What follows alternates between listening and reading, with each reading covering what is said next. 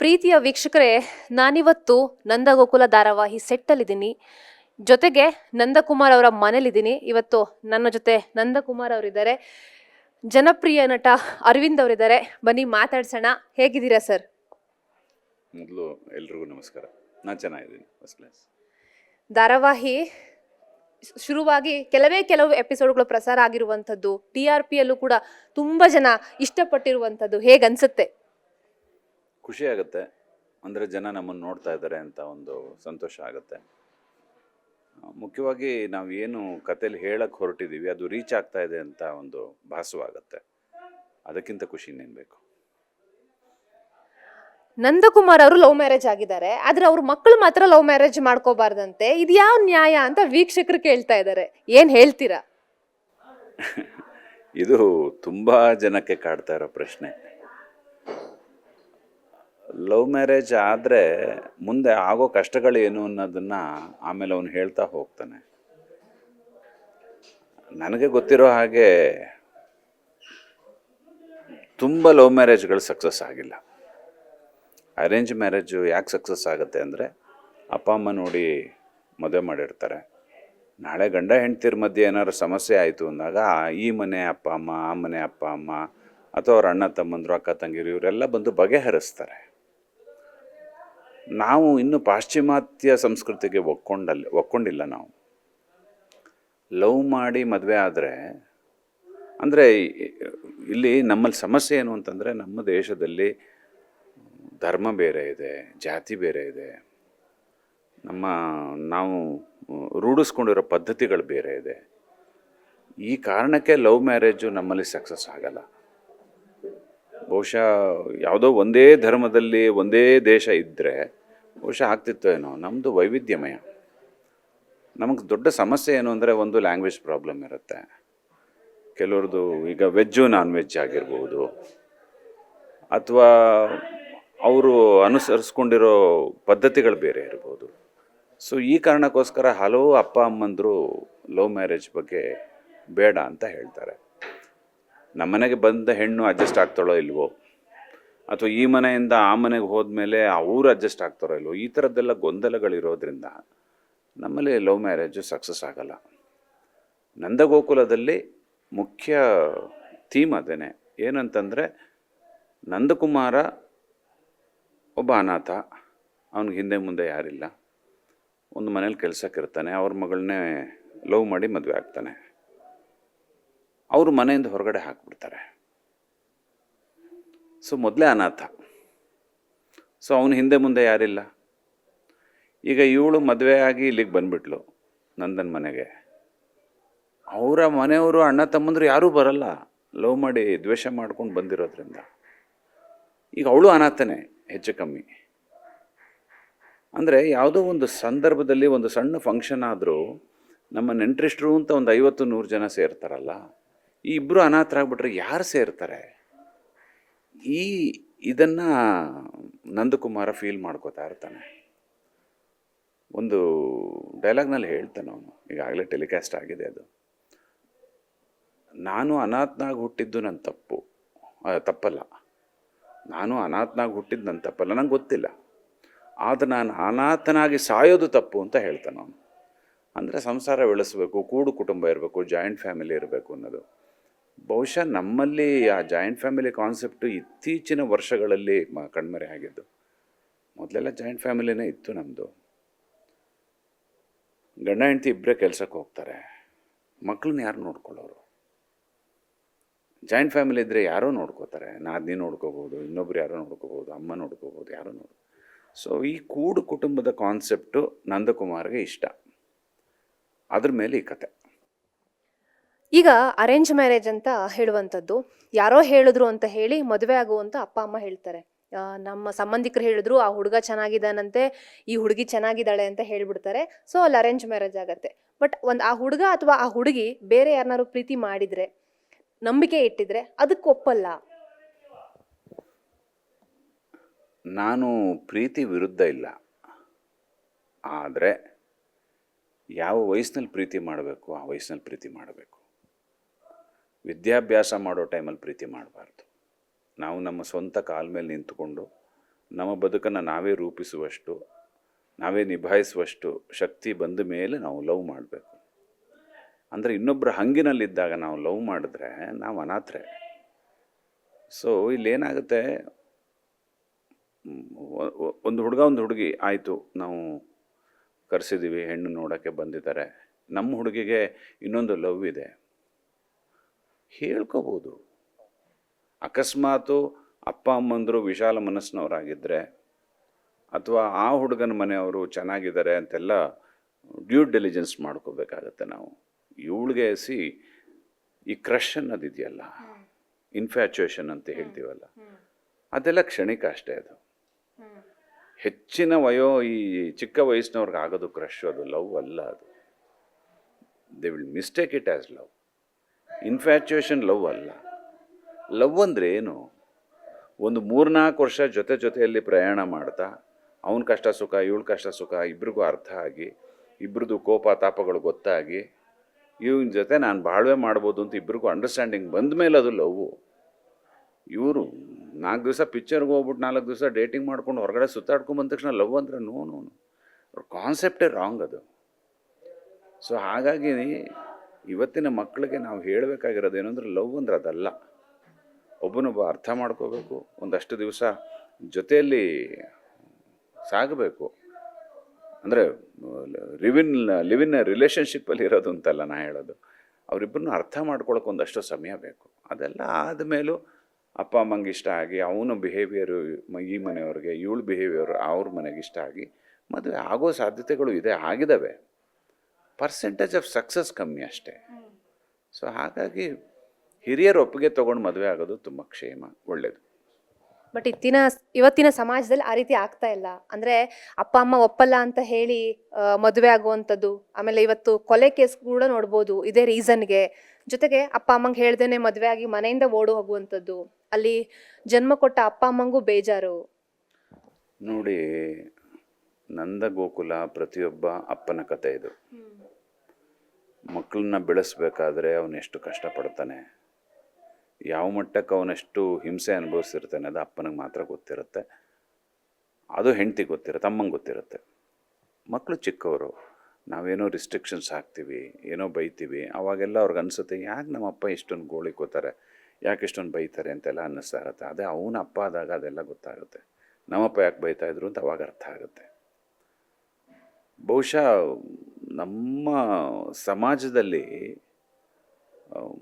ಅಷ್ಟು ಸುಲಭ ಅಲ್ಲ. ನಾವು ಈಗ ಒಗ್ಗೂಡಿಕೊಂಡು ಎಲ್ಲರ ಜೊತೆ ಜೀವನ ಮಾಡೋದಿದೆಯಲ್ಲ, ಆ ಕಾನ್ಸೆಪ್ಟ್ ಮರ್ತೋಗಿರೋದ್ರಿಂದನೇ ಇಷ್ಟೆಲ್ಲ ಸಮಸ್ಯೆ ಆಗ್ತಾ ಇರೋದು. ಈಗ ಒಂದು ಹುಡುಗ ಒಂದು ಹುಡುಗಿ ಇಬ್ಬರು ಫೈನಾನ್ಷಿಯಲಿ ಗಟ್ಟಿ ಇದ್ದಾರೆ ಅಂತ ಇಟ್ಕೊಳ್ಳಿ, ಆವಾಗ ಈಗೋ ಕಾನ್ಫ್ಲಿಕ್ಟ್ ಶುರು ಆಗ್ಬಿಡುತ್ತೆ, ಲವ್ ಸಕ್ಸಸ್ ಆಗಲ್ಲ.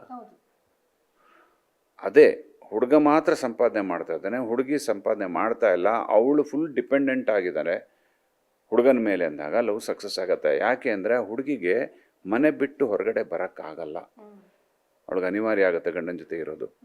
ಈ ಕಡೆ ಅಪ್ಪ ಅಮ್ಮ ಮನೆ ಸೇರಿಸಲ್ಲ ಅಂತ ಅನ್ನೋ ಒಂದು ಹೆದರಿಕೆ ಇರುತ್ತೆ, ಓಡ್ ಬಂದಿರ್ತಾಳೆ. ಸೊ ಮನೆಗೆ ಹೋಗೋಕ್ಕಾಗಲ್ಲ, ಗಂಡನ ಬಿಟ್ಟು ಬೇರೆ ಬದುಕಕ್ಕೆ ಅವಳಿಗೆ ಶಕ್ತಿ ಇರಲ್ಲ. ಆವಾಗ ತಪ್ಪೋ ಒಪ್ಪೋ ಅವಳು ಗಂಡನ ಜೊತೆ ಇರ್ತಾಳೆ. ಅಟ್ಲೀಸ್ಟು ಈ ಈಗೋ ಕಾನ್ಫ್ಲಿಕ್ಟಿಂದ ಸಪ್ರೇಟ್ ಆಗೋದಕ್ಕಿಂತ ಬೆಟರ್ ಅದು. ಎಲ್ಲಿ ತನಕ ನಾವು ಗಂಡ ಹೆಂಡತಿ ಅನ್ನಿಸ್ಕೊಂಡವರು ಅಂಡರ್ಸ್ಟ್ಯಾಂಡಿಂಗಲ್ಲಿ ಬಾಳ್ತೀವಿ, ಆವಾಗ ಈ ಲವ್ ಮ್ಯಾರೇಜೋ ಅರೇಂಜ್ ಮ್ಯಾರೇಜೋ ಯಾವುದೋ ಮ್ಯಾಟ್ರ್ ಆಗಲ್ಲ. ನಮ್ಮಲ್ಲಿ ಸಮಸ್ಯೆ ಇರೋದೇ ಅದು. ಇದು ಪುರುಷ ಪ್ರಧಾನ ಸಮಾಜ.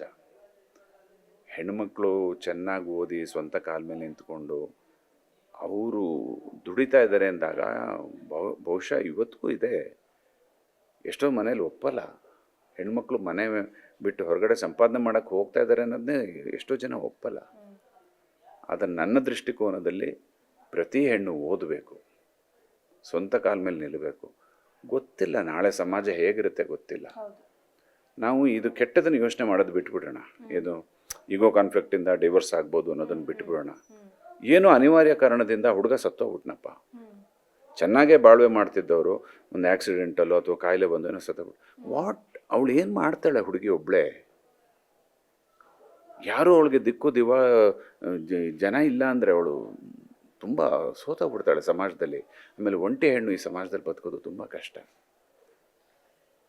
ಎಲ್ಲ ಅನುಕೂಲವಾಗಿದ್ದಾಗಲೇ ನಮ್ಮನ್ನು ಕೆಟ್ಟ ದೃಷ್ಟಿಯಿಂದ ನೋಡುವ ಈ ಸಮಾಜದಲ್ಲಿ ಒಂಟಿಯಾಗಿರೋ ಹೆಣ್ಣು ಬದುಕೋದು ತುಂಬ ಕಷ್ಟ.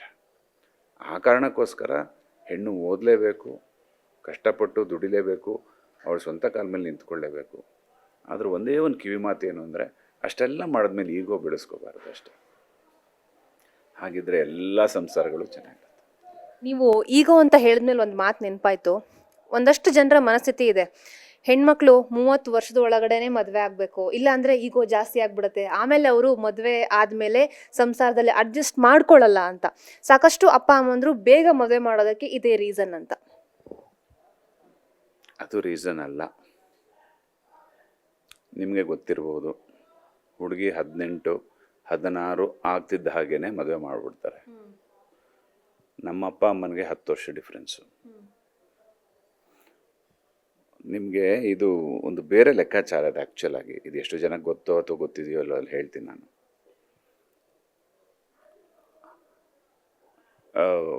ಗಂಡಿಗೆ 50 ವರ್ಷ ಆಗಿದೆ ಅಂತ ಇಟ್ಕೊಳ್ಳಿ, ಅಂದರೆ ಚಿಕ್ಕ ವಯಸ್ಸಿನಲ್ಲೇ ಮದುವೆ ಆಗಿರುತ್ತೆ. ಗಂಡಿಗೆ 50 ವರ್ಷ ಆದಾಗ ಹೆಂಡತಿಗೆ 40 ವರ್ಷ ಅಂತ ಇಟ್ಕೊಳ್ಳೋಣ. ಆ್ಯಕ್ಚುಲಾಗಿ 2-3 ಮಕ್ಕಳು ಹಡೆದ ಮೇಲೆ ಹೆಣ್ಣು ವೀಕ್ ಆಗ್ತಾ ಹೋಗ್ತಾಳೆ, ದೇಹ ಕುಗ್ಗುತ್ತವಳು. ಏನಕ್ಕೆ ಅಂತಂದರೆ ಮನೆ ಕೆಲಸನೂ ಮಾಡಬೇಕು ಅವಳು, ಮಕ್ಕಳನ್ನೂ ನೋಡ್ಕೋಬೇಕು. ಅವಳಿಗಿರೋಷ್ಟು ಸ್ಟ್ರೆಸ್ ಬಹುಶಃ ಜಗತ್ತಲ್ಲಿ ಯಾವ ಗಂಡಸ್ಗೂ ಇರೋದಿಲ್ಲ. ನಾವು ಹೊರಗಡೆ ಹೋಗಿ ಸಂಪಾದನೆ ಮಾಡ್ಬೋದು, 4 ಕಾಸು ದುಡ್ದು ಬರ್ಬೋದು, ಆದರೆ ಮನೇಲಿ ಬೆಳಗಿಂದ ಸಾಯಂಕಾಲ ತನಕ 24/7 ಕೆಲಸ ಮಾಡೋದು ಹೆಣ್ಣು ಅಥವಾ ತಾಯಿ, ಹೆಂಡತಿ, ವಾಟೆವರ್. ಸೊ ಆ ಕಾರಣಕ್ಕೋಸ್ಕರ ಅವಳು ಬೇಗ ಸೊರಗ್ತಾಳೆ. ನಿಮಗೆ ಆ ವಯಸ್ಸಿನ ಅಂತರ ಆ 50-40ಕ್ಕೆ ಗೊತ್ತಾಗಲ್ಲ, ಇಬ್ಬರು ಒಂದೇ ಥರ ಕಾಣ್ತಾ ಇರ್ತಾರೆ. ಅದೇ ನೀವು 50 ವರ್ಷದವರೇ ಆ ಚಿಕ್ಕ ವಯಸ್ಸಿನಲ್ಲೇ ಆಯಿತು, 20 ವರ್ಷದವರೇ ಇಬ್ಬರು ಮದುವೆ ಆಗೋದ್ರು ಅಂತ ಇಟ್ಕೊಳ್ಳಿ, ಇಬ್ರಿಗೂ 50 ಆಗಿರುತ್ತೆ. ನೀವು ನೋಡಿ ಅವಾಗ she looks more elder than male. ಮೊದಲನೇದು, ಒಂದು ನೋಟದಲ್ಲಿ ವ್ಯತ್ಯಾಸ ಕಾಣುವಂಥದ್ದು. ಎರಡನೇದು, ಮೆಚ್ಯೂರಿಟಿಲಿ ಗಂಡಸು ಬೇಗ ಮೆಚ್ಯೂರ್ ಆಗಿರ್ತಾನೆ, ಹೆಣ್ಣು ಲೇಟಾಗಿ ಮೆಚ್ಯೂರ್ ಆಗ್ತಾಳೆ ಮೆಂಟಲಿ. ಸೊ ಆ ಇಬ್ಬರು ಅದೇ ವಯೋಮಾನದಲ್ಲಿರ್ತಾರಲ್ಲ, ಅಲ್ಲಿ ಕಾನ್ಫ್ಲಿಕ್ಟ್ ಶುರು ಆಗಿರುತ್ತೆ. ಈ ನಾನು ಅಂದ್ಕೊಂಡಿದ್ದನ್ನು ಅವಳು ಒಪ್ಕೋಬೇಕು ಅಂತ ನಾನು ಹಠ ಮಾಡ್ತಾ ಇರ್ತೀನಿ, ಅವಳು ಅಂದ್ಕೊಂಡಿದ್ದನ್ನು ನಾನು ಒಪ್ಕೋಬೇಕು ಅಂತ ಅವಳು ಹಠ ಮಾಡ್ತಾ ಇರ್ತಾಳೆ. ಅದೇ ವಯಸ್ಸಿನ ಅಂತರ ಇದ್ದರೆ ಒಂದು ದೊಡ್ಡವನಪ್ಪ ಅವನೇನೋ ಹೇಳಿದ ಸರಿ ಅನ್ನೋ ಥರ ಫೀಲ್ ಇರುತ್ತೆ.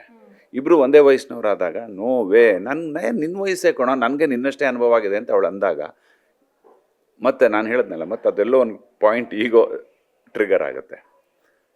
ಇದನ್ನು ಹೊರತುಪಡಿಸಿದ್ರೆ, ಒಂದು ನೀವು ಹೇಳಿದಾಗೆ ಒಂದು ಹೆಣ್ಣು 25-30 ವರ್ಷದಲ್ಲಿ ಮದುವೆ ಆದರೆ ಅವಳಿಗೆ ಬೇಗ ಮಗುವಾಗಿ ಅವಳು 40 ಬರೋಷ್ಟರೊಳಗೆ, ತಾಯಿ 40 ಆಗೋಷ್ಟರೊಳಗೆ ಮಗನೋ ಮಗಳು 15-16 ವರ್ಷಕ್ಕೆ ಕೈಗೆ ಬಂದಿರ್ತಾರೆ.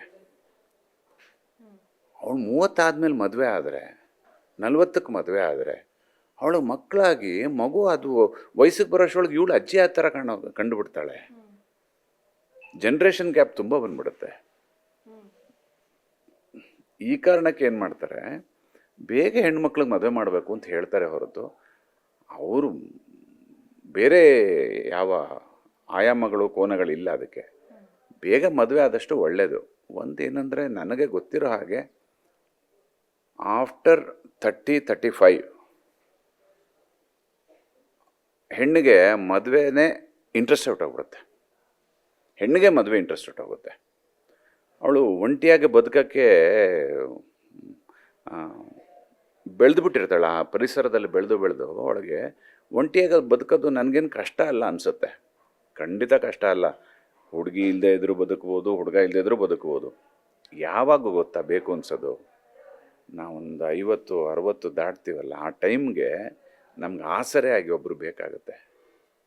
ನೋಡಿ, ಆ ವಯಸ್ಸಿನಲ್ಲಿ ಫಿಸಿಕಲಿ ಯಾರೂ ಏನು ಫಿಟ್ ಇರಲ್ಲ, ಆದರೆ ಮೆಂಟಲಿ ವೀಕ್ ಆಗಿರ್ತಾರೆ ಎಲ್ಲರೂ. ಬಂದ್ಯಾ, ಕೂತ್ಯಾ, ಊಟ ಮಾಡಿದ್ಯಾ, ಮಲ್ಕೊಂಡ್ಯಾ ಅಂತ ಕೇಳೋಕ್ಕೊಂದು ಜೀವ ಬೇಕು. ಆಯ್ತು, ನಾನು ಒಂಟಿಯಾಗಿದ್ದೀನಪ್ಪ, ನಾನು ಇವತ್ತು ಲೈಫ್ ಚೆನ್ನಾಗಿದೆ, ನಾನು ಗಟ್ಟಿ ಮುಟ್ಟಾಗಿದ್ದೀನಿ, ಸಂಪಾದನೆ ಮಾಡ್ತಾಯಿದ್ದೀನಿ, ಕಾರಿದೆ, ಬಂಗ್ಲೆ ಇದೆ, okay. After 60 who is there to care you? ಅಪ್ಪ ಅಮ್ಮ ತೀರೋಗಿರ್ತಾರೆ ನಮ್ಮ ವಯಸ್ಸಿಗೆ ನಾವು ಬರೋಷ್ಟರೊಳಗೆ. ಇನ್ನು ನಮ್ಮ ಅಣ್ಣ ತಮ್ಮಂದರು ಅಕ್ಕ ತಂಗಿರು ಅವ್ರ ಮದುವೆಗೆ ಸೆಟ್ಲಾಗಿ ಹೋಗಿರ್ತಾರೆ. I am alone. Who is there in the society to care me? ಆ ಕಾರಣಕ್ಕೋಸ್ಕರ ಒಂದು ಕಂಪ್ಯಾನಿಯನ್ ಬೇಕು. ಪ್ರಾಯದಲ್ಲಿ ಗೊತ್ತಾಗಲ್ಲ, ವಯಸ್ಸಾಗ್ತಾ ಆಗ್ತಾ ಆವಾಗ ನನಗೊಂದು ಇನ್ನೊಂದು ಜೀವ ಬೇಕಾಗಿತ್ತು ಅಂತ ಹಂಬಲಿಸುತ್ತೆ ಮನಸ್ಸು. It is too late. ಆ ಕಾರಣಕ್ಕೋಸ್ಕರ ಬೇಕು ಮದುವೆ ಮಾಡೋಕ್ಕೂ. ಸರ್, ಇವಾಗ ನಂದಗೋಕುಲ ಧಾರಾವಾಹಿಯಲ್ಲಿ ಒಂದು ವೇಳೆ ನಂದಕುಮಾರ್ ಅವರ ಮಕ್ಕಳು ಲವ್ ಮ್ಯಾರೇಜ್ ಮಾಡಿಕೊಂಡ್ರೆ ಏನಾಗಬಹುದು ಅಂತ? ನಂದಕುಮಾರ್ಗೆ ಅವನು ಹಾಕಿದ ಗೆರೆ ದಾಟಲ್ಲ ನನ್ನ ಮಕ್ಕಳು ಅನ್ನೋ ಒಂದು ತುಂಬ ಅಂಧವಿಶ್ವಾಸನೋ ಭರವಸೆನೋ ಆ ಥರದ್ದಿರುತ್ತೆ. ಆದರೆ ಅನಿವಾರ್ಯ ಕಾರಣದಿಂದ ಏನೋ ಒಂದು ಘಟನೆ ಆಗುತ್ತೆ. ಒಂದು ವೇಳೆ ಯಾರೊಬ್ಬ ಮಗ ಲವ್ ಮ್ಯಾರೇಜ್ ಆದ ಅಂದರು ನಂದಕುಮಾರ ಅಕ್ಸೆಪ್ಟ್ ಮಾಡ್ಕೊಳ್ಳೇಬೇಕು. ಯಾಕೆ ಅಂದರೆ ಅವನಿಗೆ ಜಾಯಿಂಟ್ ಫ್ಯಾಮಿಲಿ ಕಲ್ಚರ್ ಇಷ್ಟ, ಮೊದಲನೇದು. ಎರಡನೇದು, ಯಾವುದೇ ಕಾರಣಕ್ಕೆ ಮಗ ಸೊಸೆ ಅಥವಾ ಮಗಳು ಅಳಿಯನ್ನು ಹೊರಗಡೆ ಹಾಕಲ್ಲ ಅವನು. ಯಾಕೆ ಅಂದರೆ ಅವನ ಹೆಂಡತಿಯನ್ನು ಹೊರಗಡೆ ಹಾಕಿದ್ದವ್ರ ಅತ್ತೆ ಮಾವಂಗೂ ನಂದಕುಮಾರ್ಗೂ ಏನು ವ್ಯತ್ಯಾಸ ಆವಾಗ? ಮನೆಯಿಂದ ಹೊರಗಡೆ ಹಾಕ್ಬಿಟ್ರೆ ಅದರಿಂದ ವಿಭಿನ್ನವಾಗಿ ಬದುಕಿದವನು ಅವನು.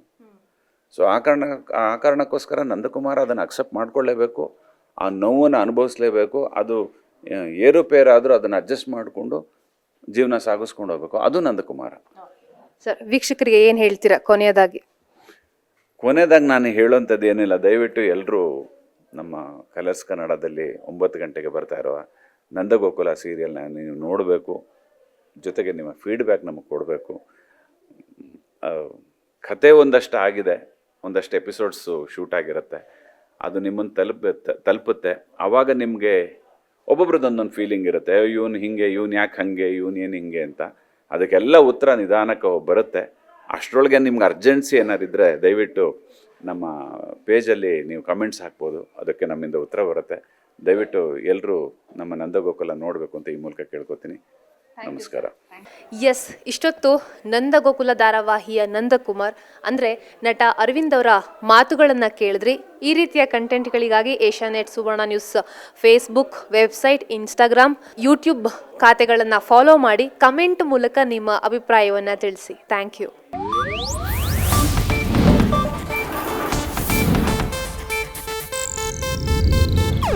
ಇದು ಏಷ್ಯಾನೆಟ್ ನ್ಯೂಸ್ ನೆಟ್ವರ್ಕ್ ಪ್ರಸ್ತುತಿ.